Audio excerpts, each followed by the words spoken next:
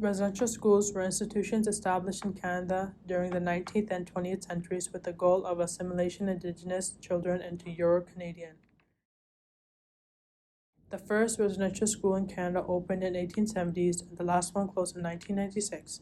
There were several reasons why residential schools were established and why they continued to operate for many years, including assimilation, colonialism, religious conversions, and labor force. The legacy of residential schools is deeply traumatic for Indigenous communities, with widespread reports of physical, emotional, and sexual abuse, as well as neglect and cultural suppression. Many survivors experience intergenerational trauma, leading to social and economical challenges within Indigenous communities that persist to this day. In recent years, there has been increasing recognition of the harm caused by residential schools, leading to official apologies from governments and churches, as well as efforts to address the legacy of colonization and support Indigenous cultures' recognition and self-determination. Truth and Reconciliation Commissions have been established in both Canada and the United States to investigate the history and impact of residential schools and to recommend measures for healing and reconciliation. On the National Day for Truth and Reconciliation, Indigenous people celebrate with ceremonies such as smudging and the Healing Jingle Dance. In this video, you can see a group of Indigenous women performing the Healing Jingle Dance. The jingles were made from chewing tobacco can lids rolled into cones.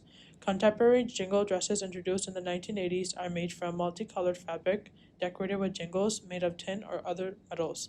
The story of the first jingle dress dancer that's told in Canada is about a little girl who was healed by the tinkling sound of these metal cones sewn onto the jingle dress. It's about healing the mind and healing the spirit. Listen to this beautiful healing jingle dance by Aaron Tapahe.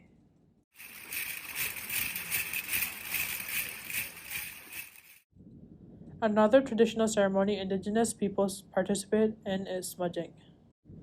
Smudging is the practice of burning various medicinal plants to cleanse ourselves and connect us with our spirit and with the Creator. The feathers of the eagle are used during smudging ceremonies to lift their messages and intentions and gain the attention of the Creator. It helps participants center or ground themselves. Negative energy, feelings, and emotions are lifted away and used to heal the mind, body, and spirit, as well as balance energies. Depending on the geographic location, there are 4 sacred medicines, which are cedar, sage, sweetgrass, and tobacco. Cedar is used for purification and to attract positive energy, feelings, and emotion for balance. Sage is used to cleanse and prepare for a ceremony and is often used to purify a home or space. Sweetgrass is used in the concept of a lesson to teach us kindness. And tobacco is offered first in any ceremony. It is said that this plant activates all other plants. After going through so much trauma physically and mentally, Indigenous people have been able to have a day where they can honor those who had gone through residential schools. September 30th, the National Day for Truth and Reconciliation, also well known as the Orange Shirt Day.